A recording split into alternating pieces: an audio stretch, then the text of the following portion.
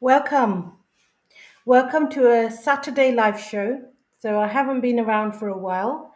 My name's Manwara Ali, and I've brought these live shows on Saturdays in the past just to throw the spotlight on community leadership.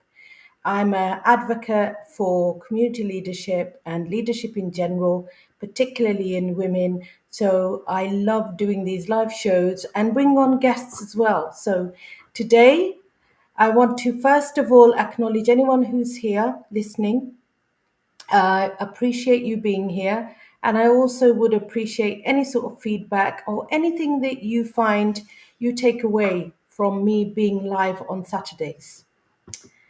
Starting off, just to introduce myself.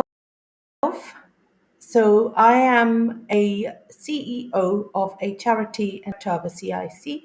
I'm also a leadership coach and consultant.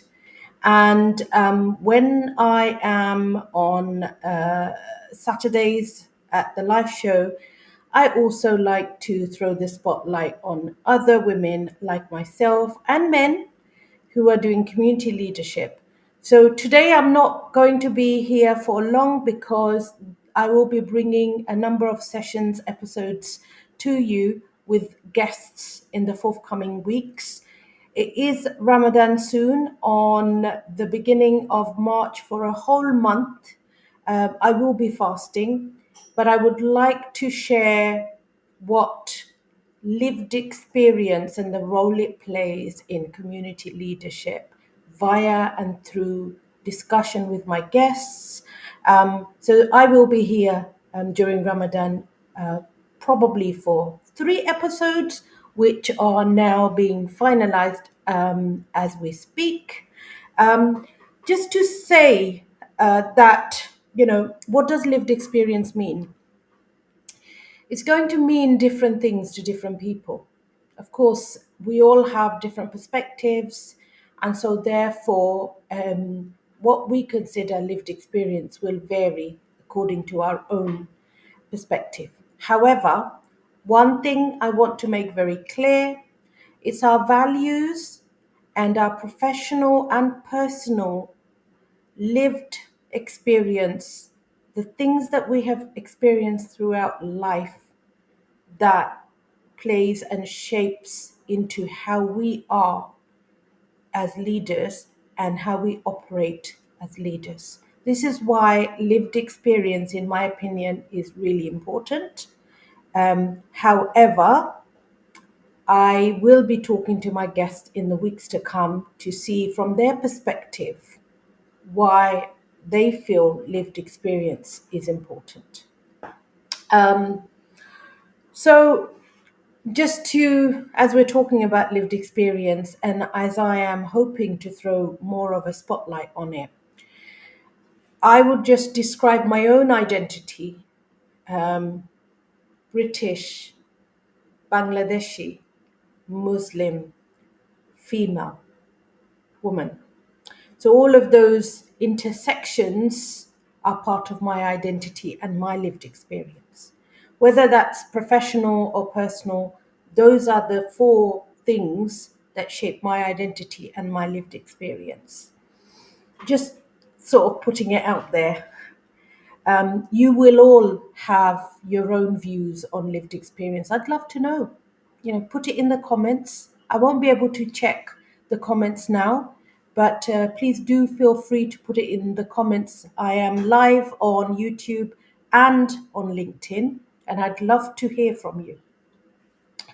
Okay, so I just want to mention also two things. I have to check my notes in case I forget. But two things. Last week on Thursday, we did a memorial, a gathering for in the memory of Tommy Anderson. So Tommy Anderson was a community activist. He was a community champion, and he passed away last month. And we did a memorial, a event that was celebrating Tommy. And when I think of Tommy Anderson and his community leadership, I remember things and ways and things that he kind of put a lot of emphasis and celebrated or made an effort to happen. And I think Tommy had a way of bringing people together. And I feel like lived experience played a big role in that. He used to celebrate or find a way of putting together a Burns night, a St. George's Day event to bring a lot of the community that he was familiar with, older people living in sheltered housing, those who were vulnerable. He worked with people who were homeless. And now, as I reflect back, I just think of all the things that Tommy ever did. The Christmas lunch was connected to lived experience. And I think, you know, a Christian Scottish man, which is what he was, a great Scotsman. For him, Christmas lunch for older people who may be living in isolation and be extremely vulnerable is going to mean something very important than, say, a Muslim woman like myself. Now, I remember the conversation we had, and he said to me, Manwara, what is going to, like, how can we do a Christmas lunch that includes your community and your people, as in Muslims living in Britain or Waltham Forest in particular. And I said to him, sometimes we overcomplicate things. I grew up in school in the UK. I was brought up in the UK as a British, like everyone else. And we saw Christmas trees and we saw cards, and our neighbors still give us cards. We give them cards on Eid and presents. And, there is a very strong problem sometimes growing up with multiple identities or cultural identities.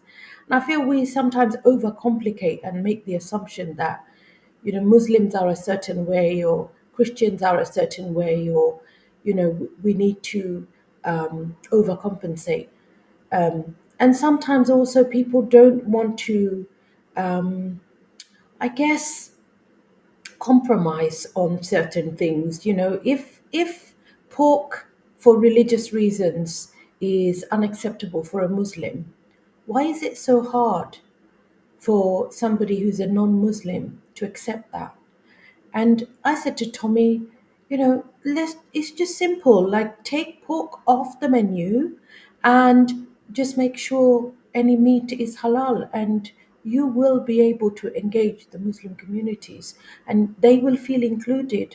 You know, Many of us don't feel included because activities are designed in many ways without much thought. And sometimes it's a deliberate exclusion, because if you know a Muslim does not eat pork for religious reasons and you then still choose to put that on the menu, it is deliberate. So, anyway, Tommy said, well, that's easy. And bless him, he did cater for the Christmas lunch, the first ever Christmas lunch at the community hub. And it was all halal chicken. I think, no, it was half halal chicken and half halal turkey. But it was, for me, it touched me very deeply to know that a man who, was so different from my cultural identity, or like being very far from being a Muslim and male. And he was making the effort to include the community. And that year, I saw a very small group of Muslims come to the Christmas lunch, and they were invited by Tommy Anderson. I think for me, Tommy was an epitome of somebody who thought about and was considerate in including others. Inclusion is one of my top values, and I think that is that doesn't mean that everything we do has to keep everyone in mind. I think inclusion is about whatever space you're in, you've got to think about the people around you. I mean, I certainly wouldn't go to Saudi Arabia and organize a Christmas lunch. But while we're in the UK and we are organizing a Christmas lunch, and if there is a very high population of Muslims and you're not putting things on the menu that don't exclude them, then you're actually very clearly saying to the Muslim community or the majority, the global majority, you're not welcome. So I wanted to remember Tommy and I wanted to share that story because Tommy was a community activist and a champion. And if he were here, I'd be interviewing him. But he isn't. And I just wanted to acknowledge, I think, for people who knew him and also to share the story much more widely because I shared it on Thursday when we had our event. But I kind of felt like I wish more people could hear that story because he, you know, lived and that was his experience. Yet, not many of us hear it. And I think there's a lot to learn from this individual's efforts to include the community. So another thing that I will share with you is Friday, as in yesterday, was 21st of February celebrated or remembered, more like. It's observed as Shahid Dibosh, which in Bengali is a remembrance of the martyrs of the language movement of 1952. So I just wanted to also throw the spotlight on Lisa Chaudhry and Julie Begum from Tower Hamlets, who I saw on LinkedIn some evidence of a fantastic event they organized. And I think it's important to remind ourselves that we live in a community that is so diverse and we choose to live in this diverse community.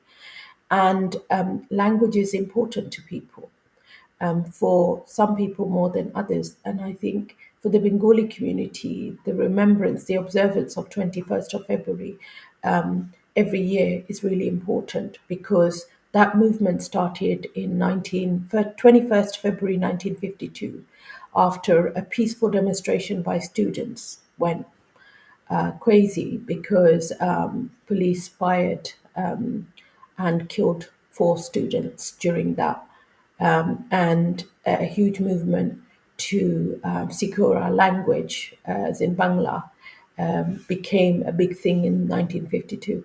So well done, Lisa and Julie. And Julie, I look forward to reading your book because it sounds really interesting and I want to learn more. So, till next week, I shall leave you today to ponder on lived experience. What does it mean and why is it important?